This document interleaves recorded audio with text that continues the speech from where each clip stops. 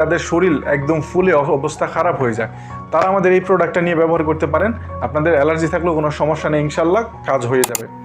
তারপরে যাদের চুল পড়ে যাচ্ছে তাদের এটা চুল পড়া বন্ধ করবে এবং চুলের গোড়া মজবুত করবে।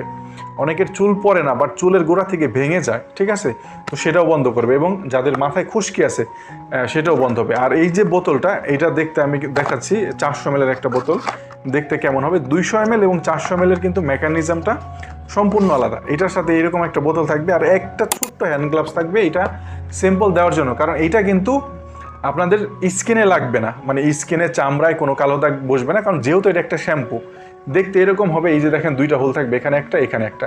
কেন ওইটার হোল থাকবে? কারণ এখান থেকে 2 রকমের প্রোডাক্ট বের হবে।